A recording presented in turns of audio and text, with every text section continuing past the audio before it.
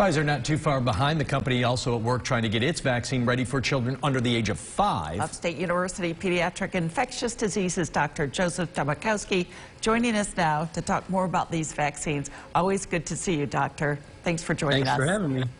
Joe, I know you're working on the Pfizer trial for the under 5 group, but what's your takeaway from Moderna's findings and this news that came out today?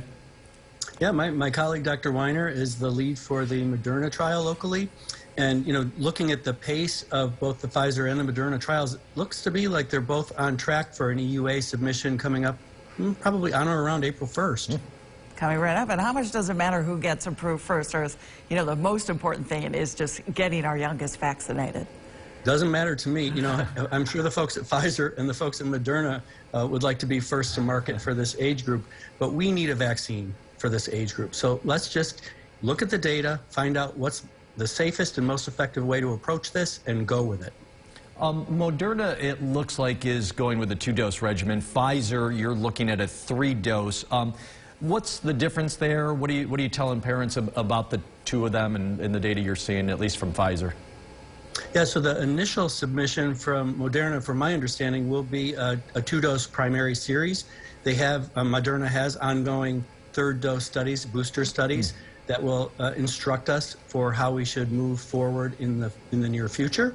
The Pfizer trial, when we looked at the preliminary data, especially for the 2- and 3-year-olds, the vaccine at the 3 microgram dose just didn't do that same level of protection that we saw with the teenagers and adults. And so the decision was to move towards studying a 3-dose series in the under 5-year-olds. Now, Moderna did report its vaccine was not all that effective at preventing COVID-19 infections caused by the Omicron variant. How significant is that?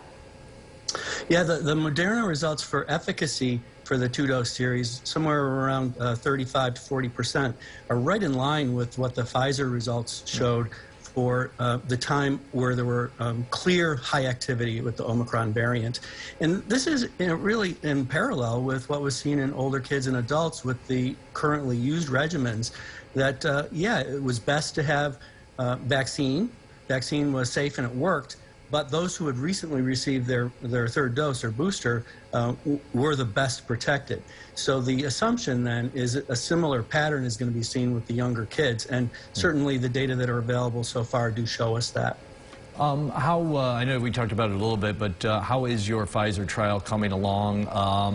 When do you think, if we get maybe submission early April, when could we actually see those kids getting the Pfizer shots?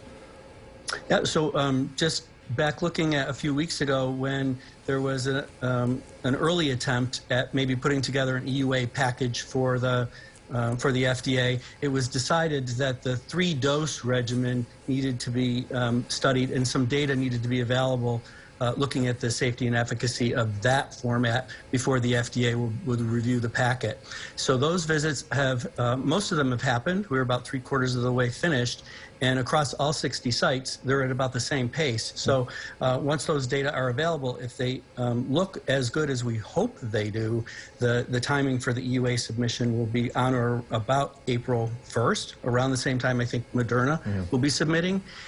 And based on the pace of the FDA reviews up until now, we would expect that to, if all the data show safety and efficacy as we wanted to show, then we should be able to vaccinate these kids under 6 or under 5 by the time we get to tax day. Right, got about 36 seconds left. Given that we're seeing an increase in cases, what advice do you have for parents of kids in that younger age group right now?